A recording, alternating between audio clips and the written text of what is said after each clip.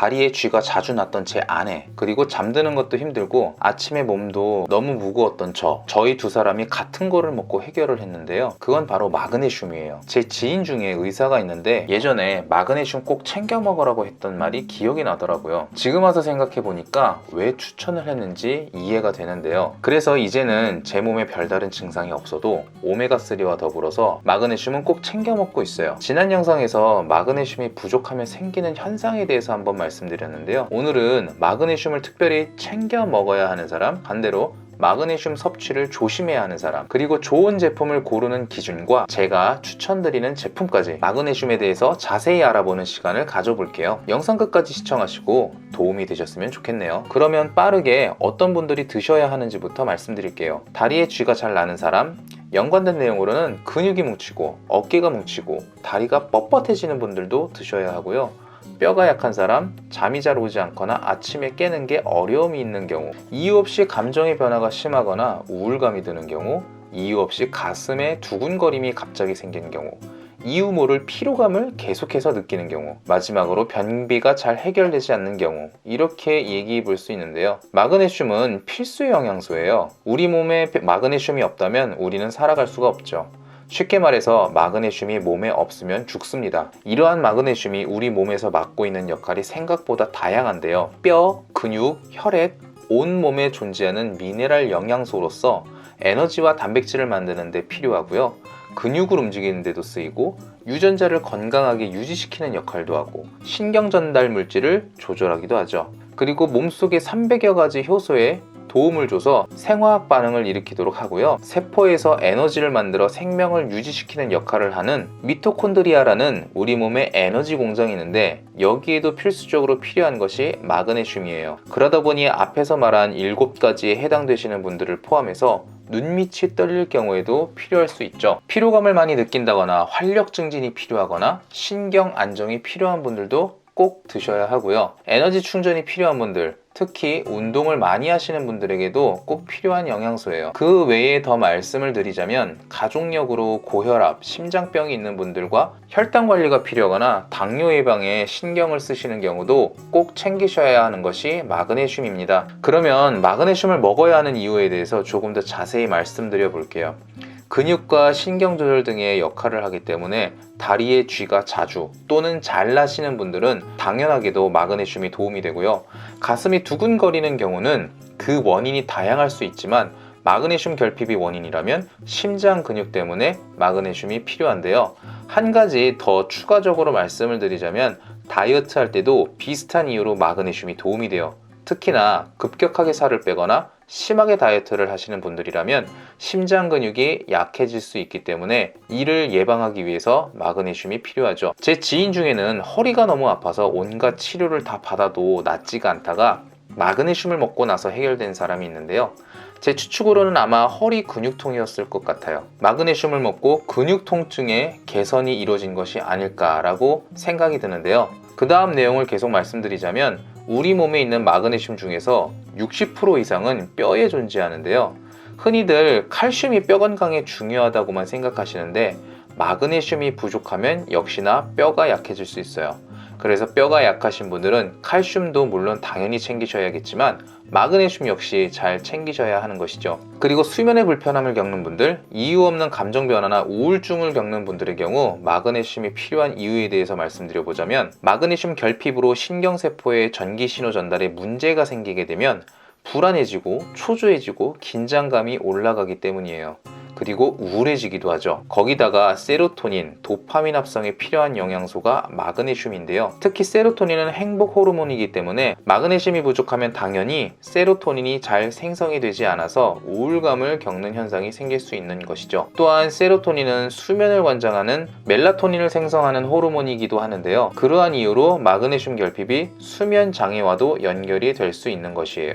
또 변비가 잘 해결되지 않으시는 분들, 이런 분들도 마그네슘이 변을 묽게 하는 역할도 하기 때문에 마그네슘 보충을 통해서 해결이 될 수 있어요. 그러면 우리 몸의 필수 영양소이면서 이렇게 좋은 마그네슘이지만 섭취를 조심하셔야 하는 분들도 있는데요. 한번 말씀드려 볼게요.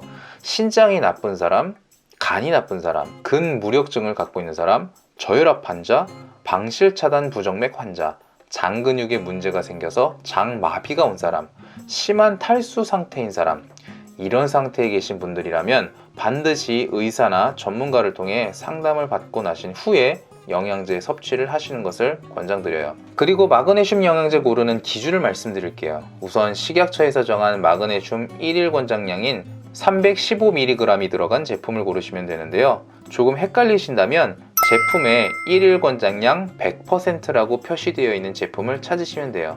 그리고 마그네슘 종류도 몇 가지 있는데 그 중에서 구하기 가장 쉬운 산화 마그네슘으로 고르셔도 효과는 충분해요. 산화 마그네슘이 흡수율이 높지 않다고 걱정하시는 분들도 계실 수 있는데요. 미네랄이라는 것은 사실 결핍일 경우보다 과잉일 경우가 더 나쁜 결과를 초래할 수 있어요. 게다가 마그네슘뿐만이 아닌 미네랄 영양소들은 우리 몸의 흡수가 아주 잘 되는 영양소가 아니에요. 흡수가 너무 잘 되면 과잉 공급으로 인한 문제가 생길 수 있기 때문에 그런 부분에서 보호될 수 있도록 우리 몸이 설계가 되어 있는 것이죠. 그러면 또 반대로 어차피 흡수율이 높지 않으니까 고함량으로 먹어야 하는 것 아니냐라고 하실 수도 있는데요.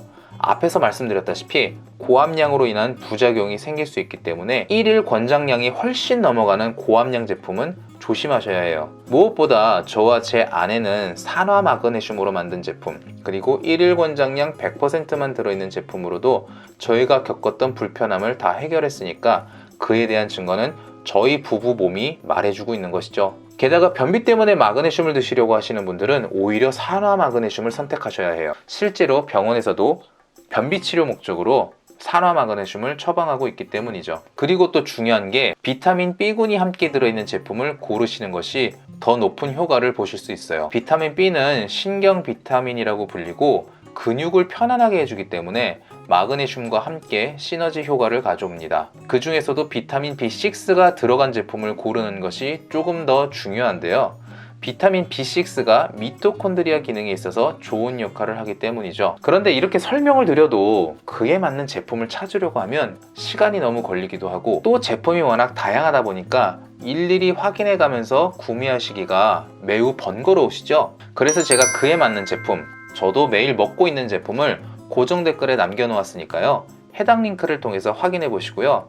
하나 더 추가적으로 말씀드리자면 혈당 관리가 필요한 분들도 마그네슘을 드시면 도움이 될 수 있어요. 마그네슘이 부족하면 당뇨의 진행도 빨라질 수 있는데요. 인슐린이 세포막에 있는 인슐린 수용체와 결합할 때 그 결합의 첫 시작이 마그네슘이기 때문에 혈당 관리가 필요하고 당뇨 예방을 원하시는 분들에게 도움이 됩니다. 마그네슘은 언제 드셔도 좋긴 하지만 저녁 8시 이후에 드시면 흡수가 더 잘 되는데요.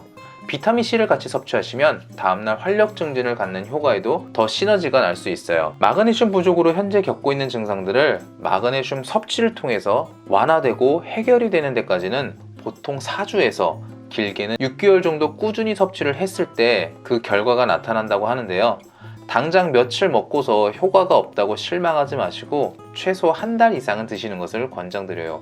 또 눈밑이나 눈꺼풀이 떨려서 마그네슘을 드시려는 분들은 마그네슘을 먹고 증상이 빠르게 해결이 된다면 오히려 눈떨림의 원인이 마그네슘 결핍이 아닐 가능성도 있으니까요. 그런 경우는 오히려 병원을 가보시는 것이 좋습니다. 저는 개인적으로 오메가3, 마그네슘, 비타민 B는 평소에 꼭 챙겨 먹고 그 외의 영양제들은 필요하다 싶으면 한 번씩 챙겨 먹는 편인데요. 그런데 한동안 마그네슘을 안 먹었던 적이 있었어요. 그러고 나서 시간이 조금 지나니까 어느 날부터 밤에 잠자리에 들어도 잠이 쉽게 들지 않고 수면 시간과 관계없이 항상 아침에 일어나기가 너무 어렵더라고요. 그러다가 마그네슘을 다시 먹기 시작하면서 시간이 좀 지나고 어느 순간 보니까 문제가 해결이 되었죠. 그래서 이제는 빼먹지 않고 잘 챙겨 먹고 있는데요.